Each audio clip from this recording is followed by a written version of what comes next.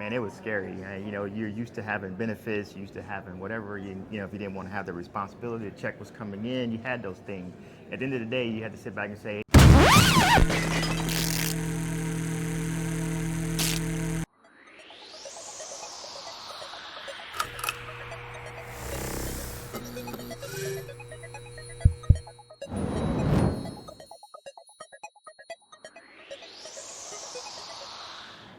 Welcome everyone to the MSP Expo in Fort Lauderdale. I'm your host, Michael Bukaj, bringing the show to you from the Managed Service Providers Association of America booth at the MSP Expo. This is our first live recording of the morning, so we're kicking it off with our special guest, Corey Kirkendoll from 5K Technical Services. Corey, welcome to the show. hey, appreciate you, Glad. Thanks for having me, man. This has been good. Now I know you're still getting off the jitters because you were just on a panel. Tell the audience about your business, who you are, give us the scoop. Yeah, Corey Kirkendoll, president of 5K Technical Services. We're out of Allen, Texas. We've been doing this now since about 2006, and we primarily focus on the legal and nonprofit space. So it's been rewarding to be able to do that.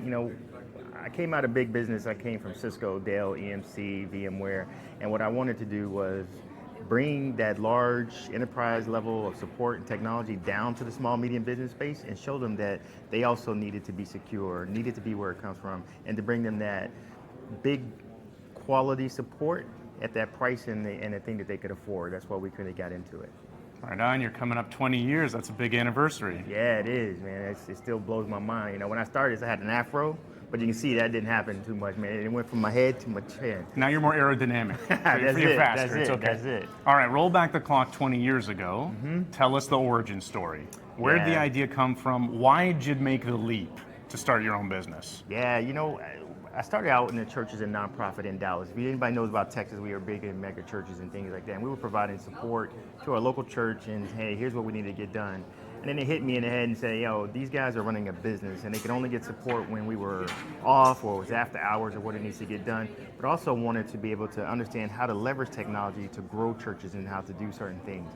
And so what we really got into it is the concept came from us to say, how do we use technology to build and grow God's kingdom and to make sure that people stay involved and evolve?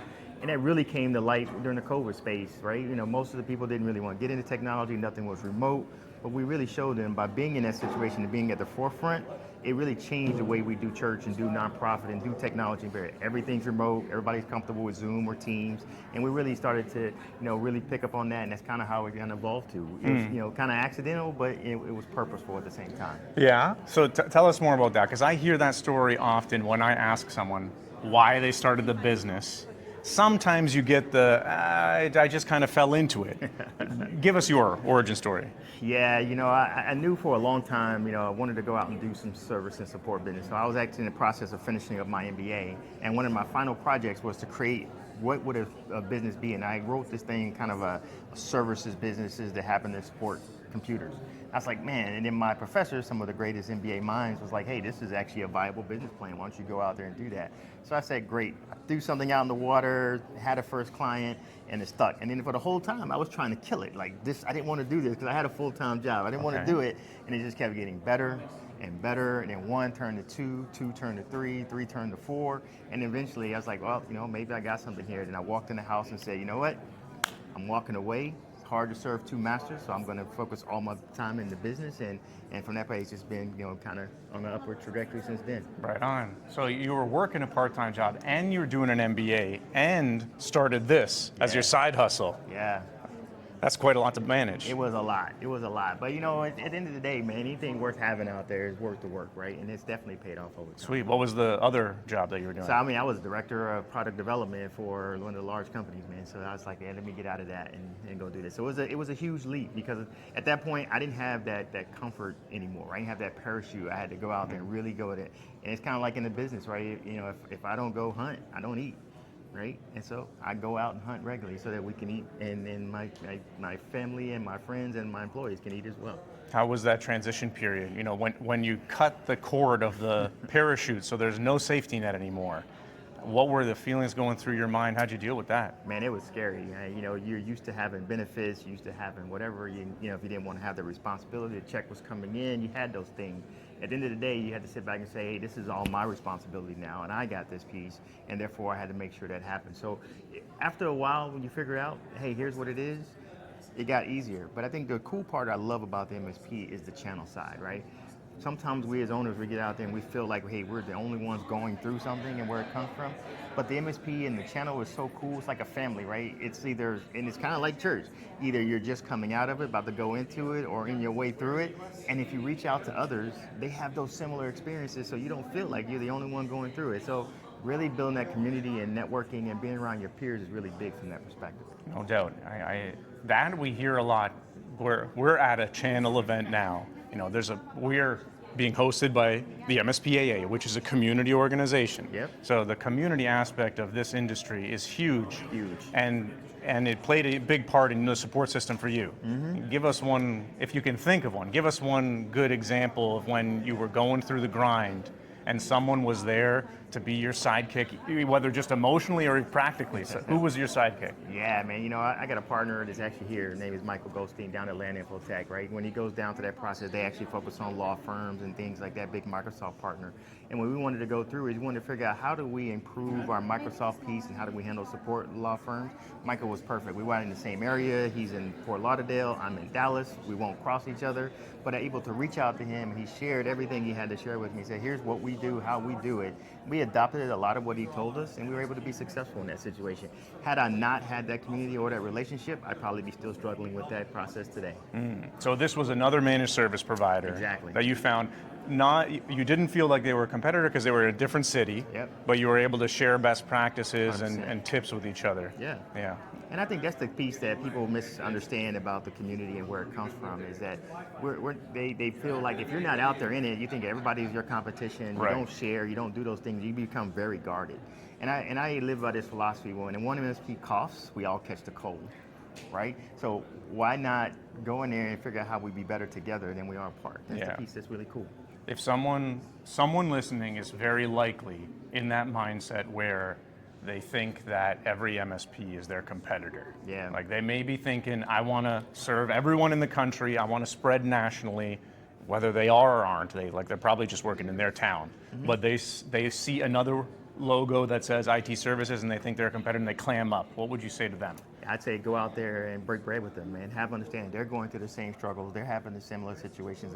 And in most cases, what we find out is in some of our biggest competitors in the Dallas area, which is heavily saturated with MSPs, they're some of my best friends and some of where it comes from. We actually have a relationship that's built with them where we've had situations where one of their customers was looking and they called us. We actually called them because they're friends of ours and said, hey, did you know that XYZ is looking for someone else? You might want to go and mend that relationship. Or they've called me. You were playing defense for them. 100%. They called me and say, hey man, okay. your Hey, guys that's are looking one for clear us. benefit. 100%. And it's big, but if you don't have that relationship with them and understand where you stand in there and understand the value you passed before, that call will never happen, right? So what was the outcome of that? The outcome, man, we ended up retaining the customer, had the opportunity to do it because, again, it showed us where we wasn't out there in front of the customer like we should have been. Yeah. We had an opportunity to do it, but it also gave us an opportunity to go back out there and say, hey, how can we turn this around and go from that perspective as well, which was really cool. Okay, that's a big takeaway because I hear that often. Yeah. I'm talking to MSPs all the time and I hear, oh, they're our competitor. When in reality, a lot of our everyday is not like battling with a competitor for the business, but trying to justify to a small business why they need to assign budget to IT. Like whether it's with you or with someone else, the bigger battle is with the small business owner 100%. to get them to invest in IT with anyone. Yep. And you got to realize that it's a cost to transition, right? It's the whole purpose of doing that. So I would look at it as you're the incumbent, it's very hard to displace. So if you're getting displaced or you're getting moved, there is a valid reason of why that's happening. You either want to know from your customer ahead of time or from your partner that's out there that says, here's what we're going to do. But at the end of the day, if your situation is about making sure that the end customer is doing the right thing, having that relationship of a smooth transition, what that ultimately looks like, pays dividends. Because even in that situation, we've had partners and customers who have left us, who have come back because of that. Right on. Okay, now we're getting to the big juicy one. I was listening in on your panel. One of the concepts that you said, I try and chant to myself all the time, and I tell everyone that I talk to, so I want you to have a chance to tell everyone. You said that we're not in the IT business, we're in the relationship business. It's not a cliche. And you believe this. You didn't. This wasn't a 100%. prompt on anything. So tell everyone that's listening why you believe that that's true and not just a cliche. Yeah, I said on the panel, I said, we are in the relationship business. We just happen to do IT.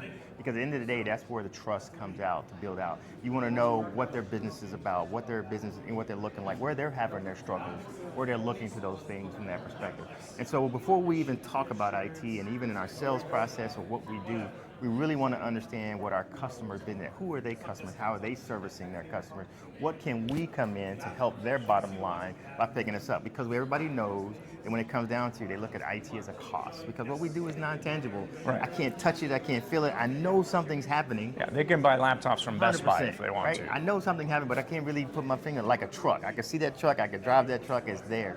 So that's where it comes in, is to really come down there and build that relationship, to really understand their highs, their lows, and that you help them solve their problem, is where it ultimately comes in. And the benefit for that is that we actually do the IT and do a very good job at it at the end of the day. But we're in the relationship business, and we just happen to do IT on the backside. And that's kind of how we have to start every conversation when it comes down to that, whether it's your partner, your customer, another MSP, or whoever that is. It's all about the relationship at the end of the day. Yeah.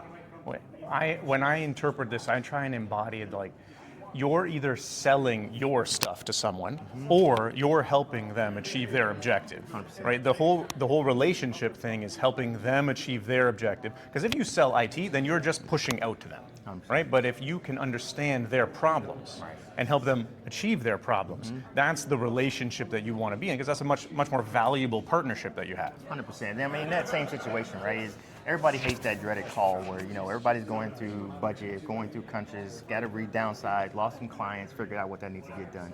Think about it. If you walked into your customer because you're in a relationship and have a conversation with them that says, hey, how's it going? They say, hey, we lost some of our lines of customers. Hey, we're a little bit late on certain things. And you're having a customer conversation with them and saying, hey, let's talk about how we can look at your services. Let us restructure some situations and be on the front side of that with them to show them how the value comes in versus them having to figure out and says, we need to cut something.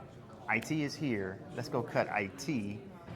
Without having that conversation, it's a very different conversation. Especially if you're the quietest mouse. 100%. If you never help them help you justify the ROI, then you're just waiting for them to say, I got to cut something. Right. Corey's the quietest wheel here. But if you're proactive and always out there, and you're part of the conversation, 100%. then they know that you're integral. Yeah, and they look at that, they value that, because again, what happens is, I was telling one of the other MSPs that was here after the panel is if they treat us like that partner, that we're the IT guys that are down the street away from them and we're in the camera, and we don't have a true seat at the table and we're not part of those conversations, then that relationship never gets built. And so therefore you don't get surprised when you get that conversation that, hey, we decided to go with MSP X because we're transitioning here.